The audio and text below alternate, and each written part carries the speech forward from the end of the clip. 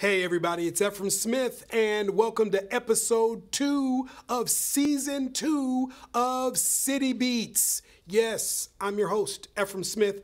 So glad to be with you. As you can see, I'm solo today, but there will be guests this season, so just stay tuned.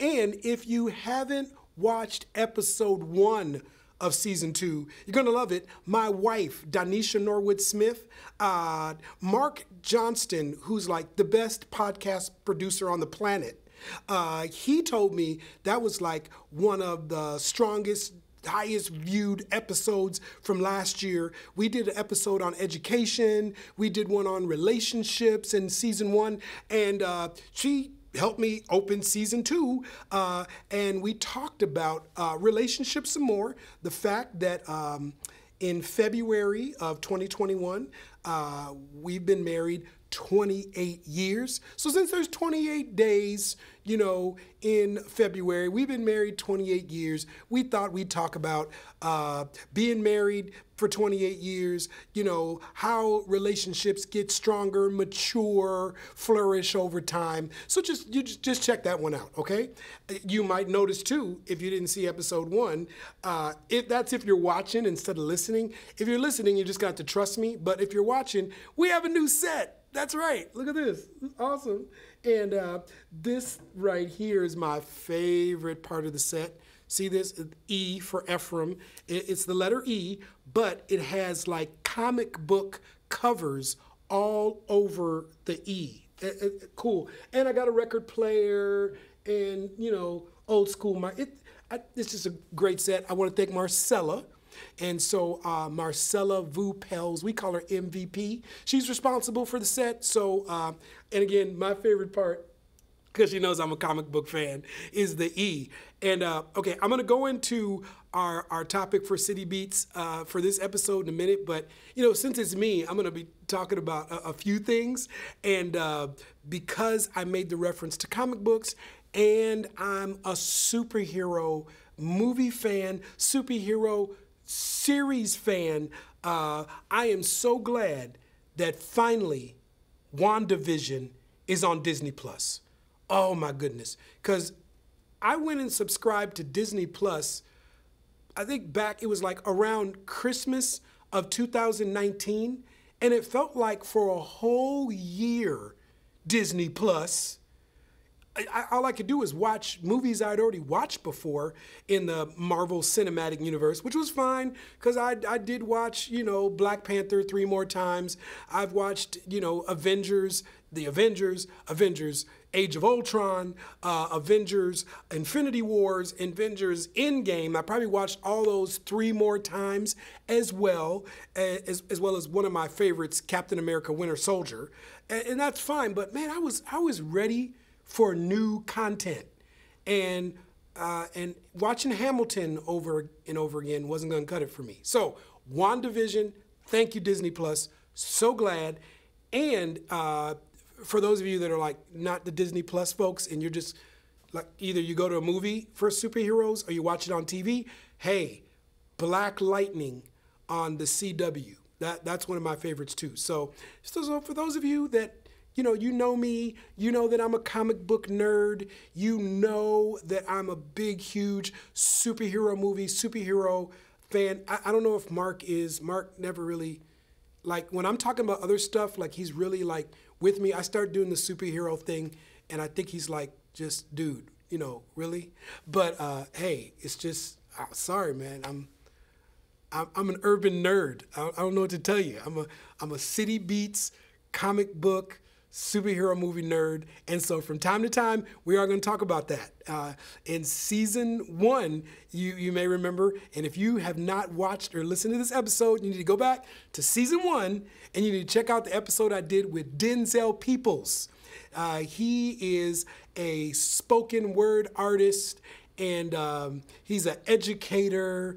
He's now in the Atlanta area, so but he used to be on staff with us, and we had a great discussion about the HBO Watchmen series. Oh my gosh. So go back, check that out, season 1. Again, if you have not checked out all of the season 1 episodes of City Beats, I encourage you to do that. Check them out, and so glad that you're joining us here in season 2. So, for episode 2, this episode, if I was going to name it, it would be called "Why Can't We Get Out of 2020?" Yes, it is 2021. It's a new year. We're in it, but it just seems like the issues, for the most part, that we were wrestling with, dealing with in 2020, we're still struggling through those issues in 2021. I mean, I just coughed a minute ago, and some of y'all were like, uh-oh. Because see, we're still thinking about COVID in 2021, because COVID is still a thing. I mean, now we're in this time of people deciding, are we going to get a vaccine? Are we not going to get a vaccine? I mean, like, the vaccine's out there, but as it gets more available to everybody, the big discussion right now is, should we get the vaccine? And, you know, I'm of the, opinion that yes, we should get the vaccine. I'm going to talk about that a little bit more. That yes, but there are some people that I dearly love and respect and understand that are like, I'm on the fence. I don't know. I don't know if I'm getting the vaccine. I don't think I'm doing that. I don't know. I'm on the fence. And you know what? I'm not trying to pressure them. I'm not trying to force them. I've got my thoughts and opinions on why I'm going to get the vaccine. And I respect those that are like, I don't know, I'm not sure. So that's why we're still thinking about 2020. I mean, the political landscape has changed, and the political landscape has stayed the same. And so we're still politically polarized and divided. I mean, that's still a thing. So that's carrying over from 2020. We're still in this moment of racial unrest. Praise God, there hasn't been a breaking story yet.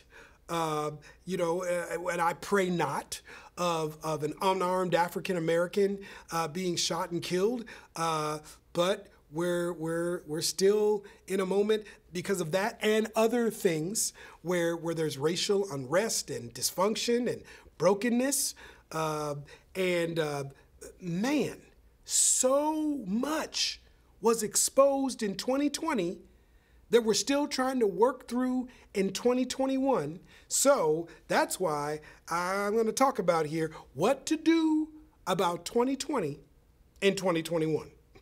What to do about 2020 in 2021, because these issues haven't gone away yet. There's some things that I've wrestled with this past year, and so I just want to throw it out. So I mentioned the COVID thing, so let's start with that. So I'll be transparent. I tested positive for COVID, so I was hoping not to. I mean, I tried to limit where I went. I wore a mask. There was just so many things that I just, didn't do. Places I could have went that I didn't go. The majority of my speaking last year, outside of preaching at my own church, it was virtual. So I thought I was protecting myself that way. I wasn't preaching on site at conferences and churches and events. I was recording messages and sending them out to churches and conferences and different events. And I ended up getting COVID. And man, if you're listening or watching and you tested positive for COVID, you know what I'm talking about. But for me, my symptoms, I had a high fever, bad cough. My voice is still somewhat hoarse now. I was very tired, body aches, chills. Oh man, and the headache. Oh my goodness. It was something like feeling like I was in a car accident or I fell and hit my head. The headache was crazy. I mean, I couldn't sleep for 3 nights. So I'm allergic to Tylenol. So that took that out as a remedy because I'm allergic to, what's the root of Tylenol? Acetaminophen. I think I said that right. So acetaminophen, I'm allergic to that, along with tree nuts. So I can't take Tylenol, can't eat cashews, can't eat walnuts, can't eat pecans, yada, yada. But man, not being able to take Tylenol when you have COVID, oh. So I took ibuprofen, but it seemed like that wasn't working. Man, I wanted to take Advil like it was Tic Tacs, you know, and so I didn't do that. But when I was able to take them, I was taking Advil, and it wasn't working. I mean, for 3 nights, my head was throbbing. I mean, I couldn't sleep. My youngest daughter, she said, "Why don't you put an ice pack on your head?" So I tried that, and that didn't really help. But I was like, okay, if the ice pack didn't work, go the other way. What about a heating pad on my neck or head? I just had to get through it.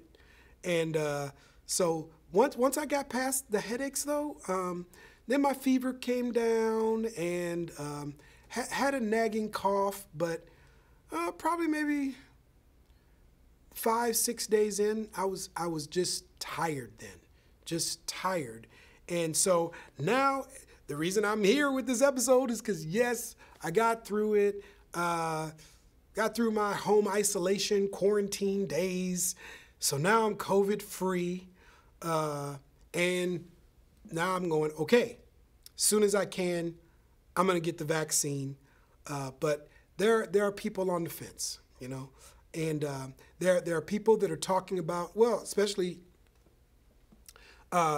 African Americans are saying, hey, we've got a bad history of experiments and things done to us in the country. And, you know, that's true. But, you know, the other issue, this is what I'm wrestling with about this and why I tend to lean towards get the vaccine. This is why, and again, I'm not trying to pressure anybody. I'm not trying to change anybody's mind. I totally respect those that are on the fence and those that are just like, I'm not ready to get the vaccine. I'm just not. This is where I am.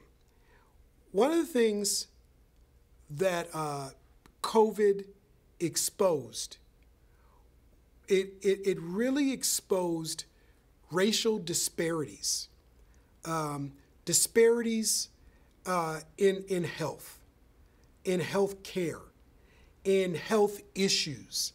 And for African Americans, our life expectancy isn't as high as other ethnicities, other people groups.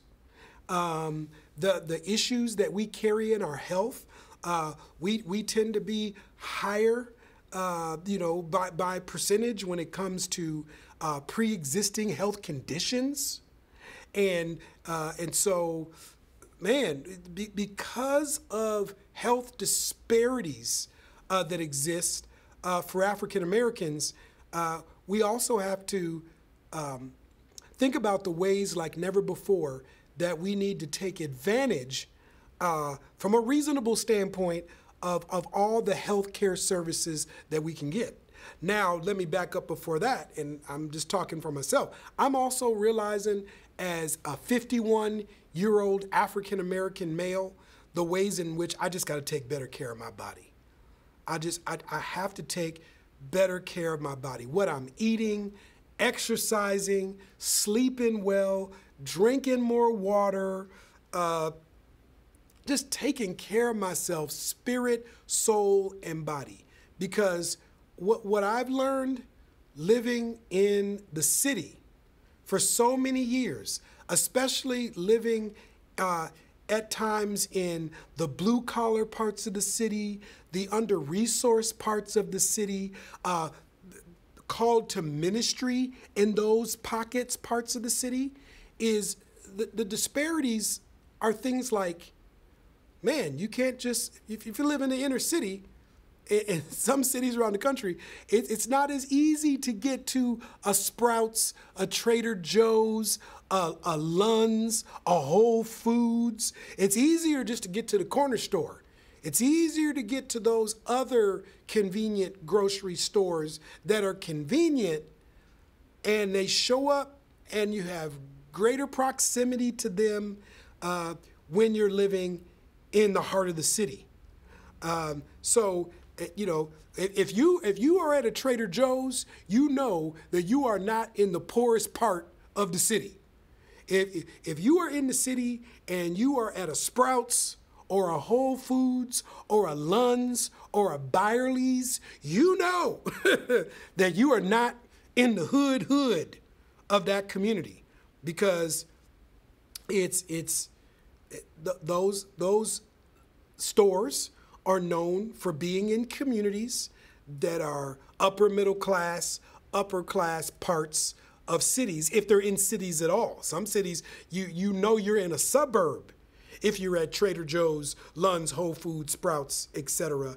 And so there are these deserts when it comes to healthy options for shopping. I was you would put me like this. I was watching Chris Rock. So one of the ways I feel like I strengthen myself as a communicator is I listen to good preachers, because preachers, you can learn a lot about good communication. You can also learn about what not to do communicating when you're listening to preachers. But comedians, I listen to comedians, because again, you can learn some great stuff about communication listening to comedians. You can also learn what not to do listening to comedians as well. But Chris Rock, he was talking about, you know, part of his routine was about how, you know, even though there's some racial issues, you don't have to worry about seeing black-only signs. He said, but black-only signs, he said racial, just outright racial discrimination of seeing like white-only or colored-only signs, he said that's been replaced with prices.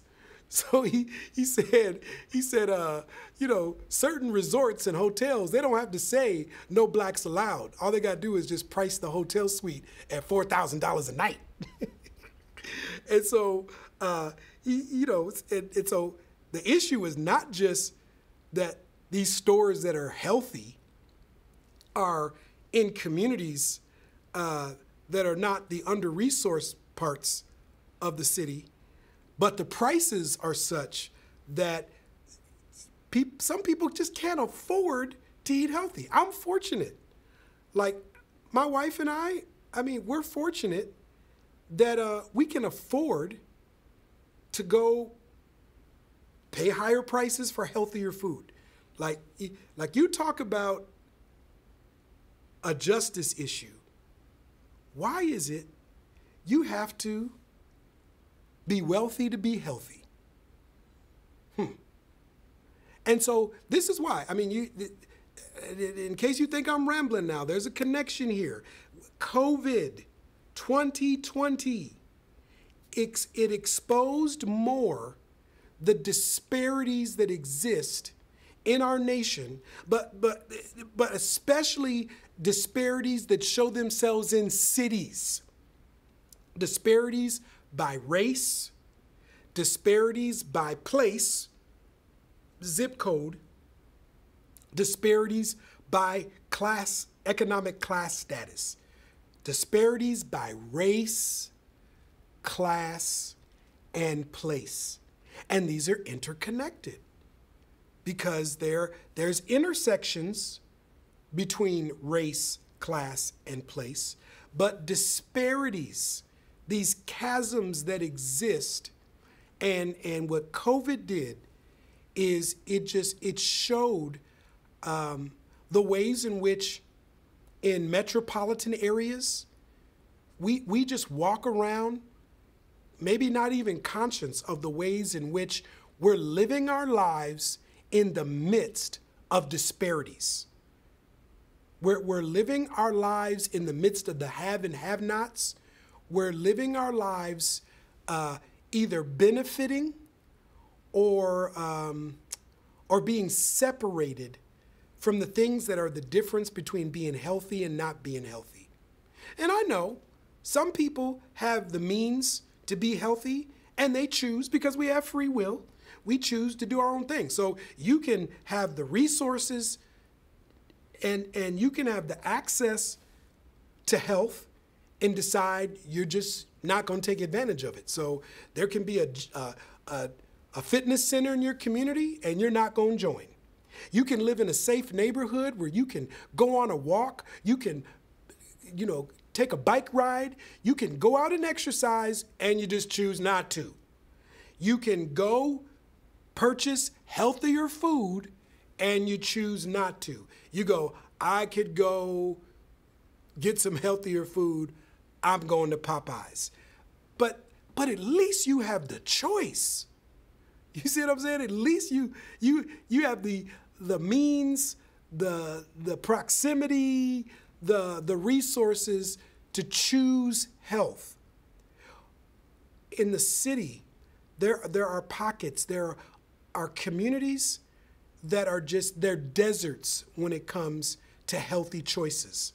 To go, oh, I can go to that store. I can go and have a plant-based meal. I can go join that fitness center right here. This neighborhood is safe enough that after work, even though the sun is going down, I feel comfortable going out and getting some exercise tonight.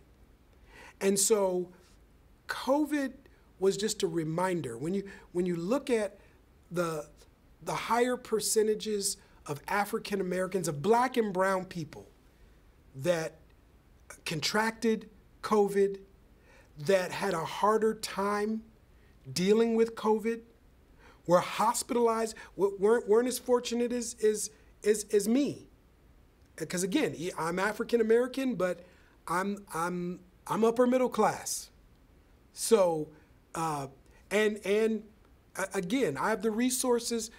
I was already doing things before I tested positive for COVID to build up my immune system, making choices that my body, even though I hated having COVID, I wish it on nobody, I was able, in a relative way, to get through it because I have the resources, I have the ability, but I wish I could say, I represent the majority of African American urbanites,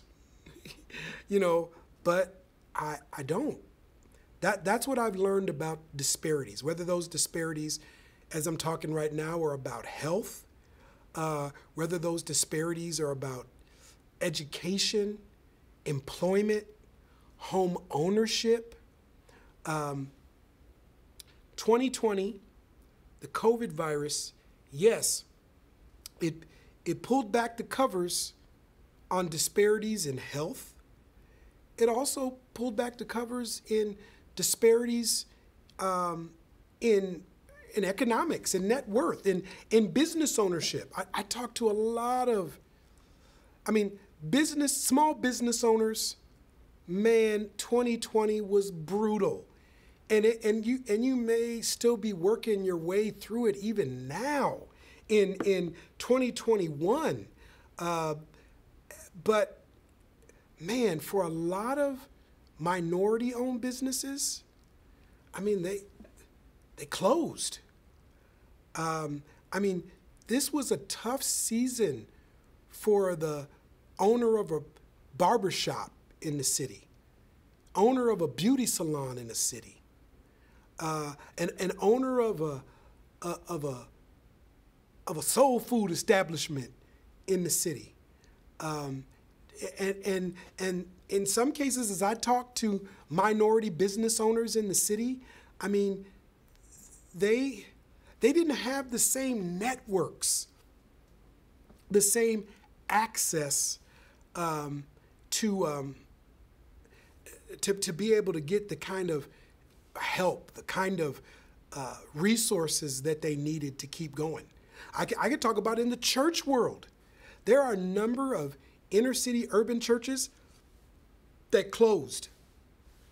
I've talked to urban pastors, African American pastors, that they had to close their churches. Now again, I feel blessed that I'm a part of a church that we did well. I'll have to spend an episode just talking about, like, what are the things that that we did over the last year that helped us continue to thrive as an urban church, even though we weren't meeting for worship services in our building. I mean, we had to totally reinvent ourselves as an urban church. So yeah, that needs to be a whole episode that I need to have my tag team partner, Bob Ballion, in here with me, and we'll have a whole episode about that. But man, I saw last year how there were more resourced churches, suburban churches, that they were more angry about not being able to worship in the building. They were like, hey, we have religious freedom. We have the religious right in the United States of America to worship, and the government cannot take our rights from us. There were some people in suburban churches telling their pastors, you better go back in the building soon, because if you don't, I'm going to find a church where there's a pastor that has more courage, that has more guts, that is willing to stand up against the governor, to stand up against politicians, to stand up against the government, which, if I'm honest, I kind of thought that was funny. Now you're going to be like, why do you think that was funny?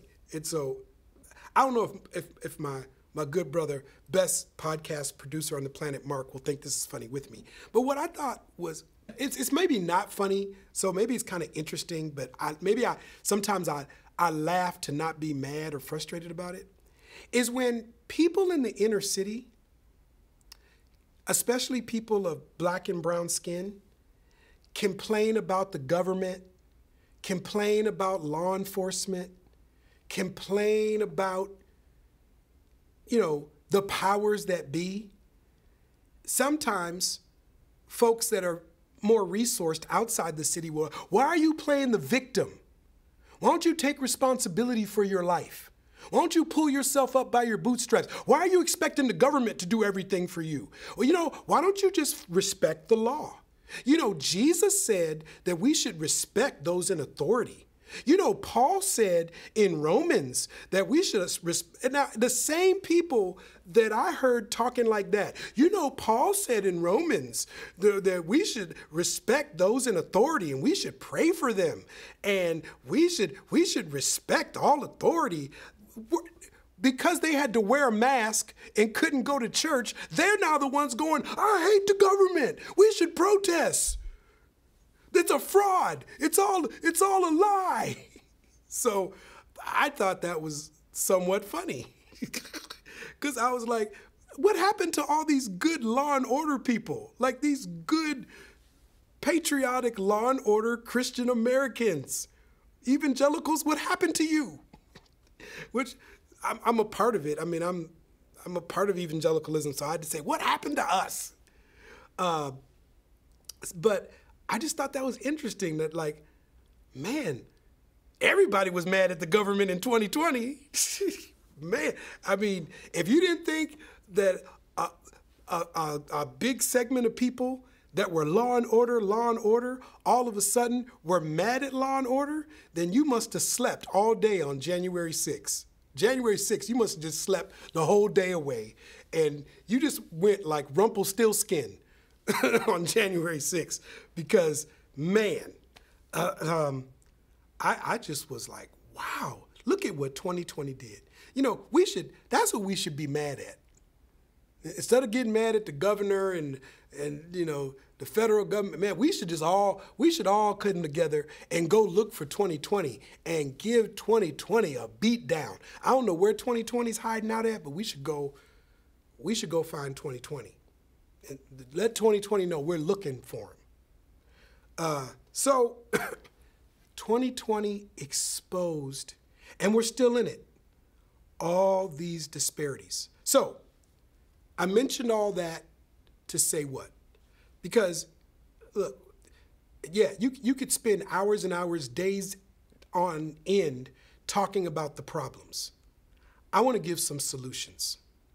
So here's the plug part, right? So a little update. So I wrote a book back in 2012, 2013 called The Post-Black, Post-White Church, and it's been re-released in paperback form by another publisher, Fortress Press. So thank you, Fortress Press. And so there's a new foreword written by one of my mentors, Curtis DeYoung, and I wrote a new introduction to the book. And I really still feel like there are some good nuggets, some good insights in this book on reconciliation and righteousness and what does it look like for people of faith, especially those of us called to the city, for us to build the beloved community, to be a sneak preview of heaven. I am not calling for an end to the black church. I'm not calling for an end to the predominantly Anglo or predominantly white church. I think the church should reflect its mission field. So if you're in a predominantly African-American community, you can walk outside your church building, 5-6 blocks in any direction, and you see black people, you should be the most flourishing, thriving, reproducing African-American church you can be. If you walk out the doors of your church building, if where your ministry is planted, if it is a 85, 90% Anglo community, you should be the most thriving, flourishing, reproducing, Anglo, predominantly white missional church you can be. But where I pastor, I happen to be in one of the most multi-ethnic, multicultural, multiracial, multilingual cities on the planet. I mean, I know when people think of diverse cities, I know they first think of New York and Los Angeles and Chicago and even like big growing southern cities now like Dallas and Houston and Phoenix in the Southwest. But I want to tell you, Sacramento, man, we are in the top 5 most diverse cities in America. So it's why I still think one of the solutions is going to be multi-ethnic, reconciling communities, churches, where there isn't one dominant group that the other groups have to assimilate culturally, racially into. A real cross-cultural, reconciling, justice-oriented, disciple-making church. We need that. Hey, outside of that, we need people of faith and people of goodwill to yearn, to strive for beloved community. We need to all grow in our cultural intelligence, in our intercultural development. We can't walk around living under a colorblind philosophy and ideology. So we can't act like race, ethnicity, disparities don't exist. We also can't just believe that, you know what? Everybody's the same. Come on. Every culture is the same. If we would just live by the golden rule and good principles, I mean, that sounds great. But what if the way we build healthy communities, healthy, flourishing, thriving cities is not just through the institutions and the systems and the structures we build, but healthy community, healthy, flourishing, thriving cities are based on people being willing to grow in their cultural intelligence, to believe that, you know what? I can be blessed by other cultures. And the more that I understand the stories, the dreams, the customs, the slang, the more I learn about other cultures, the stronger, the healthier, the better person it makes me. And so maybe this is an opportunity for you to say, in 2021, I'm going to be part of the solution because I'm going to commit to growing in my cultural intelligence. I'm going to commit to diversifying my network. I am so blessed to be a part of such a diverse staff. I mean, there's a young lady who, her roots are in the Ukraine on our staff. There's a young lady who's Southeast Asian Hmong that's on our staff. There, a sister that's biracial. I co-pastor with a brother that's Armenian. Isak Jesus is on staff. That's a nickname for Mark. That's a whole nother episode.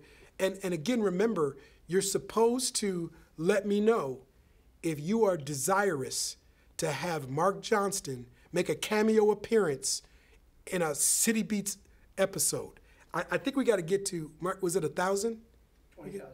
Oh, it's 20,000. Okay, we got a lot of work to do. Man, a lot of work to do. So, but I'm just saying, my life has been so enriched and blessed by having such a diverse community of friends. The community I live in, I'm fortunate that I have such a diversity of neighbors where I live in West Sacramento. Oh my gosh, so blessed to live on a block that feels like the United Nations, and like we actually know each other. I mean, we talk, we connect, I mean, it's a blessing that I don't just go home and pull in my garage and the garage door goes down and I just go in my house and mind my own business with my family and I don't know my neighbors. I don't know the folks across the street. I mean, let the diversity of this world bless you, make you better, especially if you're a Christian, especially if you're a person of faith. I mean, because if you're a person of faith, I mean, there's like a way in which we're supposed to live that's supposed to impact lives cross-culturally. So 2020, crazy, but you know what? There's work to do. And if you and I would commit to beloved community, if you and I would commit to growing in our cultural intelligence, if you and I would open ourselves up and say, I want to be blessed. I don't want to make diversity the enemy. Like there are some people, they're just like, oh, I don't want anything, you know, that multicultural, multi-ethnic diversity, multiracial stuff is just some big liberal, Marxist, socialist, blah, blah, blah. And I'm like, wait a minute.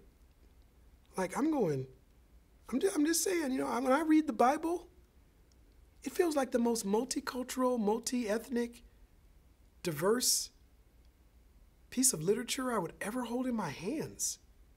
And the stories I read of different people that weren't American, that didn't speak English, I'm just like, man, no. We must engage diversity so that hopefully empowered by the most divine one, we can engage diversity, empowered by God, to then step into these disparities and be the solution. Be people of peace, love, generosity, graciousness, compassion, truth. And let's transform some lives. Let's make a difference. Let's make a difference. Hey, thanks for joining me for for this episode of City Beats. I hope that you'll stick with us. Tell your friends, tell your family, tell your neighbors, tell your enemies, tell some people that you don't like, that you want to see get better. Maybe they'll get better because of this. I don't know. But hey, glad you were with us and stick with us. City Beats, I'm Efrem Smith. God bless.